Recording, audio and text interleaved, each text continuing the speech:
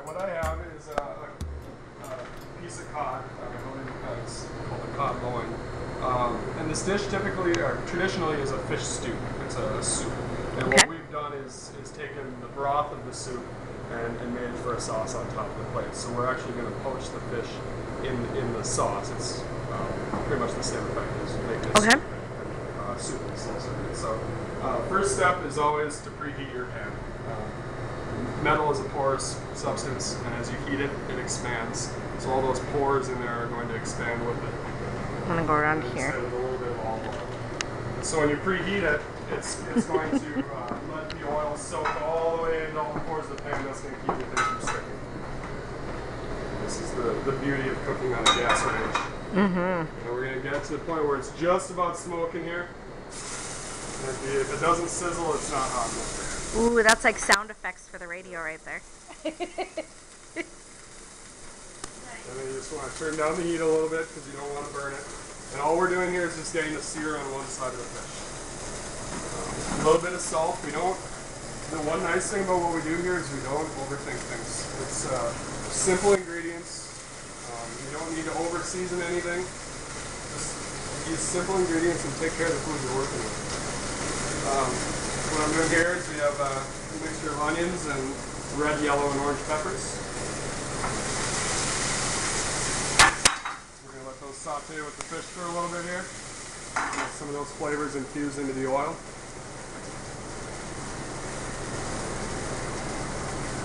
And the whole cook time on this is maybe 8 minutes at the very most. Just 2 or 3 to sear it on one side. You can kind of see that the fish starts peeling up on the side and it'll start flaking. That's a good indication. It tells you when it's done, right? Exactly. Yeah. Common misconception is people try and flip things too early and they start breaking apart. Well, means your pan wasn't hot enough or you probably didn't let it cook on one side long enough. So now that that's ready, let's see if I can dig this out here. I've had everything ready for you except for one thing.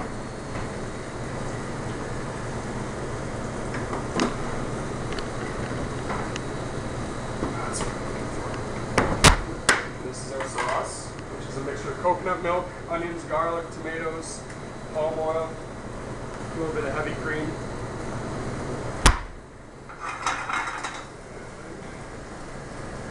We're going to add a little bit of that to the pan.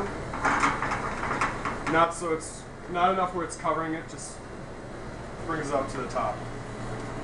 And adding. It smells wonderful. It smells so good.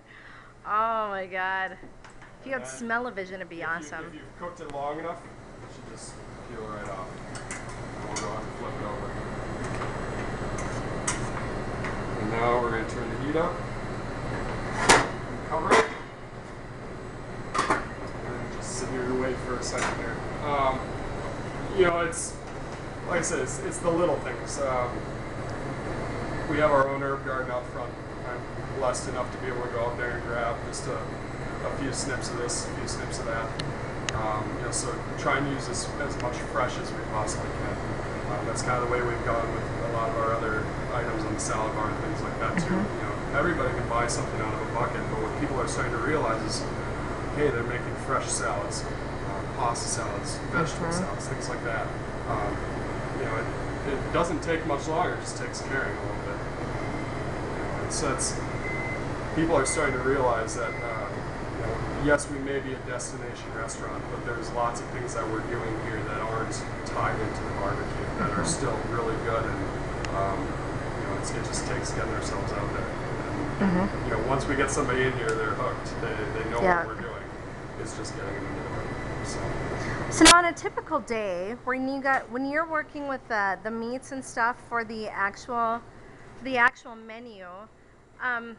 How much meat do you guys go through? How do you prep all that? For the barbecue? Yeah. We try to consolidate and set it up for days. Tuesdays are some of my busier days because it's the first day we're open for the week. So I'm getting myself ready for 2-3 days. We have 6 different cuts of meat. And on average, I would say on a Tuesday today I did, I'm going to say probably about 100 pounds of meat. Oh my Um, God. It's actually what I was in the process of doing here when you guys came. So it's just uh, try to set ourselves up. It takes a good couple hours of butchering. It takes people coming in early to skewer. We'll fill up that whole rack with skewers on a weekend, and then just watch the meat fly. Fill up all the rotisseries. But it takes a few different people in a few different positions to try and each do their part and pull it all together at the end. And I guess that's where I come in is coordinating everything.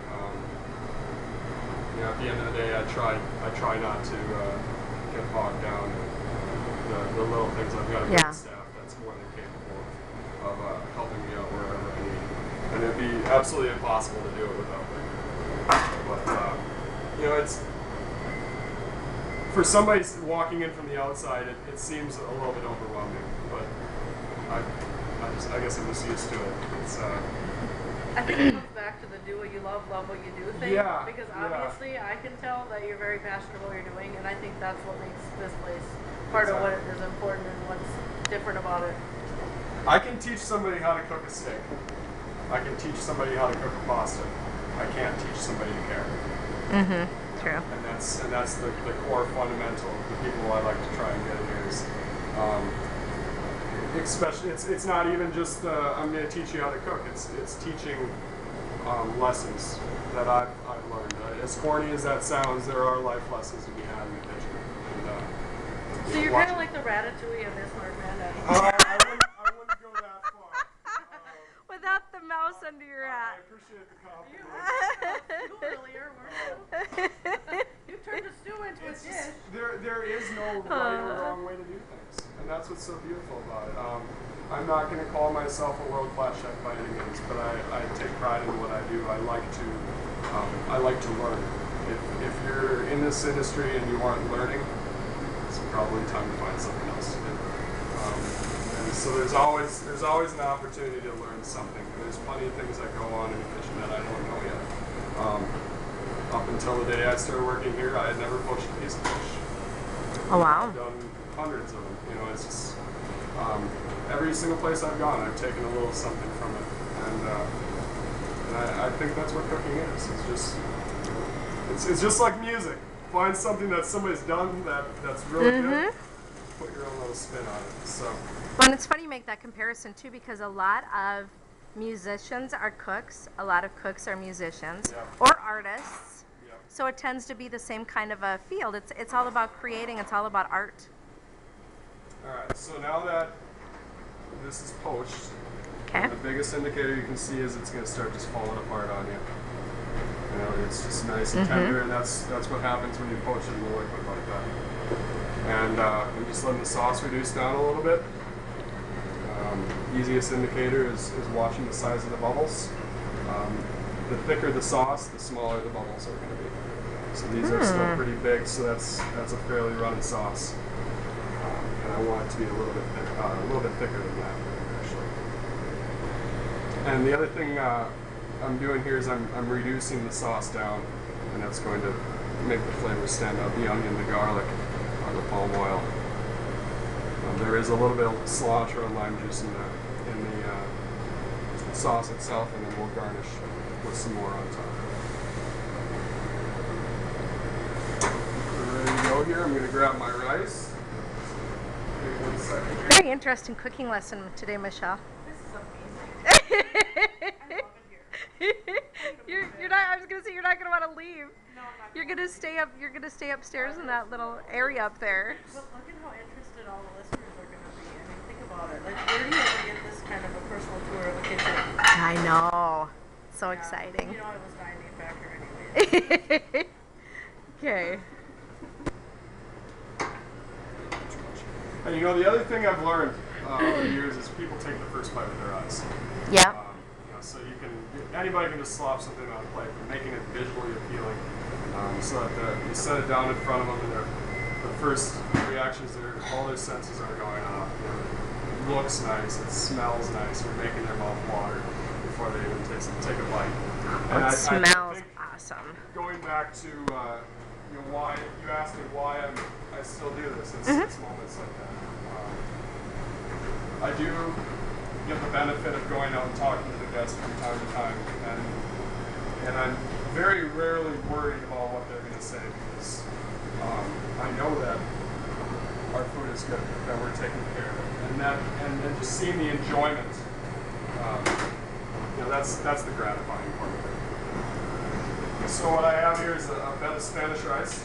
I'm just going to take the cod out, put that on top, and I have all those veggies that have been simmering in the sauce with it. I'm going to layer those on top.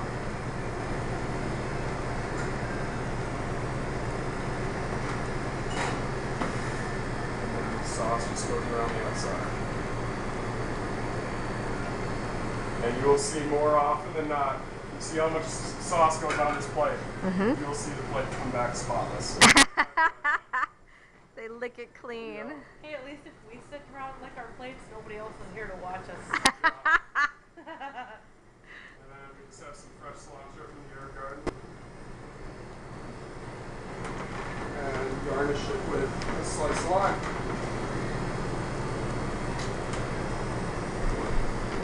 Nice. And that is Take a picture of that, Shell.